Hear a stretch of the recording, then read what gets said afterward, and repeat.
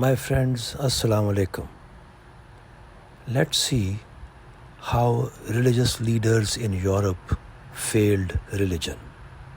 My friends, this can be understood through the ways in which many of the leaders of the church, particularly in the Catholic Church, became increasingly involved in corruption, political power struggles, and self-interest, and thereby damaging the credibility of religion itself. This failure refers to how religious leaders strayed from the core spiritual and moral principles they were supposed to uphold, and thus leading to widespread disillusionment and the eventual decline of church's influence in Europe. My friends, the first point is corruption and moral decay. Many religious leaders, especially those in high-ranking positions within the church, engaged in corrupt practices that contradicted or violated the moral teachings of Christianity. These included nepotism, simony, and indulgences. Let me briefly explain what these terms mean. First, nepotism. Popes and bishops often appointed their family members to powerful positions within the church. The most notorious example of this was Pope Alexander VI, who openly promoted his illegitimate children to high offices within the church. Now let's see what is simony. My friends, the sale of church offices, also known as simony, became a widespread practice, with wealthy individuals essentially buying positions of religious authority. Now let's look at indulgences.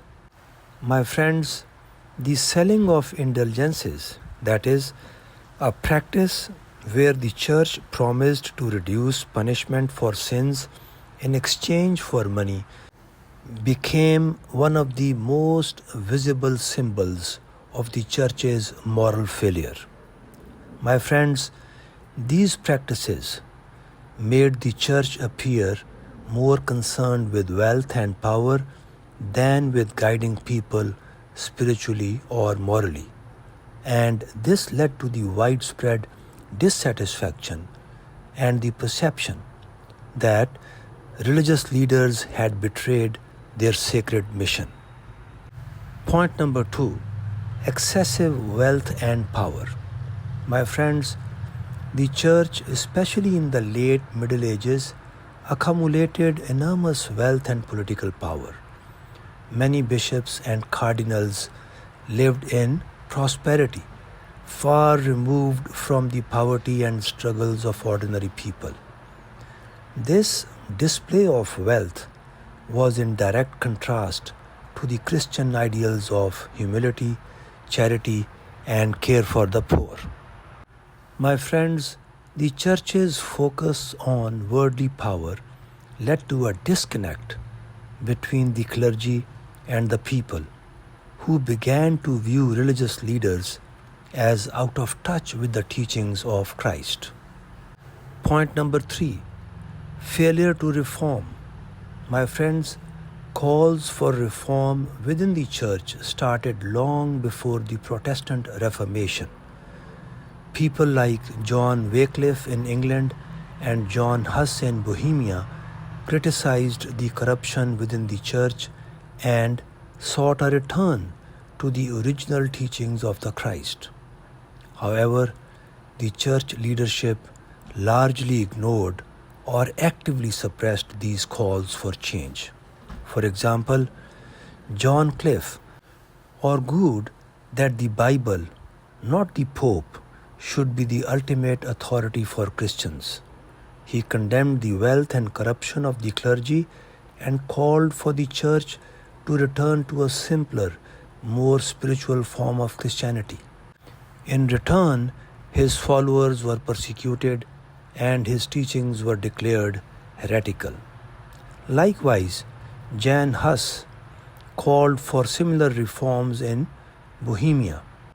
As a result, he was excommunicated and burnt at the stake for heresy.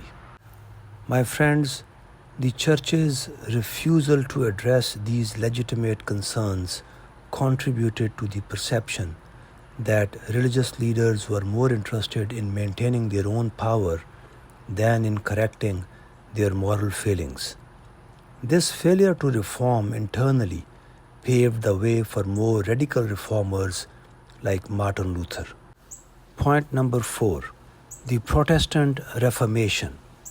My friends, the Protestant Reformation is one of the clearest examples of how religious leaders' failures led to a major crisis for religion in Europe. When Martin Luther nailed his 95 Theses to the church door in 1517, he was protesting many of the corrupt practices of the Catholic Church, especially the sale of indulgences. Luther's critique of the church was fundamentally about how religious leaders had abandoned their spiritual duties in favor of material wealth and power. Point number 5. Inquisition and persecution. The church, under its leadership, also exploited its religious authority by launching brutal campaigns of persecution against those it considered heretics or threats to its power. The Inquisition, particularly in Spain and Italy, used torture, execution, and intimidation to enforce religious orthodoxy. Point number 6. Western Schism. The Western Schism was a period in which 2 and later 3 rival popes claimed to be the legitimate leader of the Catholic Church. This schism was largely driven by political motivations rather than theological disagreements. European kings and political leaders supported different claimants to the papacy based on their own interests. My friends, this schism lasted nearly 40 years and left a lasting impression that religious leaders were incapable of maintaining the unity and integrity of the Church. Point number 7. Enlightenment criticism. My friends, by the Enlightenment period, that is 17th and 18th centuries, religious leaders in Europe faced growing criticism from philosophers and intellectuals who argued that religion, especially as practiced by the institutional church, was irrational and oppressive. Figures like Voltaire, John Locke, and David Hume criticized the church's role in promoting superstition, intolerance, and ignorance. My friends, this intellectual movement further eroded the influence of religious leaders as more people turned to secularism and reason over faith. My friends, let me summarize what I have shared thus far. Religious leaders in Europe failed religion by becoming entangled in the pursuit of wealth, power, and political influence, often at the expense of their spiritual responsibilities. Their corruption, failure to reform, and exploitation of religious authority led to widespread disillusionment, setting the stage for the Protestant Reformation and the eventual decline of church's dominance in Europe.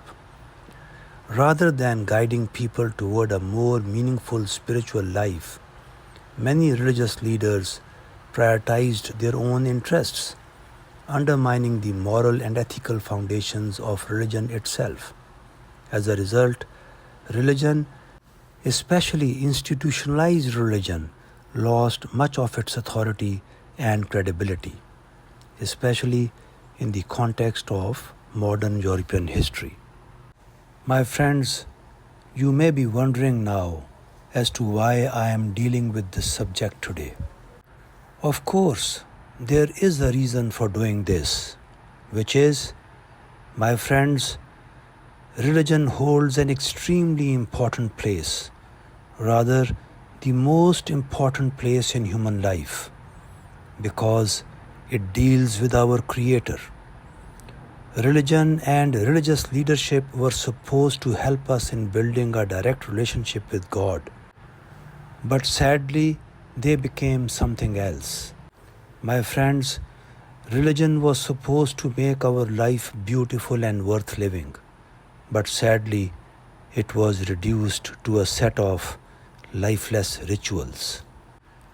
My friends, the sole purpose of dealing with this subject today was to highlight the fact that the religious leadership pushed the intellectuals and ordinary people away from God. Having said all this, I would strongly urge myself and you as well that we should not lose heart in spite of what happened in the past or even happening today. Rather, we should study religion on our own and discover our Creator, because this relationship is the most important relationship for any human being. And once we succeed in building this bond or relationship with God, it would completely change our life for the better.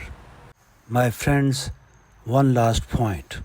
The primary reason for dealing with religious history of Europe was that this continent, I mean Europe, made tremendous progress in almost every walk of life after the separation of church from state, or after dethroning the religious elements. And many of its countries subsequently ruled the world through the colonization process, like Britain, France, Spain, Portugal, and Italy, etc. And in this manner, their political, religious, and social thoughts impacted the world at a very large scale. The point I am trying to make today is that countries become superpowers for various reasons, but that doesn't mean that every aspect of their life is worth following. I am specifically referring to their religious perspective. Let me clarify further that their religious perspective developed in their peculiar circumstances, which may be correct for them, but that may or may not be applicable to other countries. The powerful countries usually offer a lot of good to the world, but we should not think that all their products or offerings are good or worth following.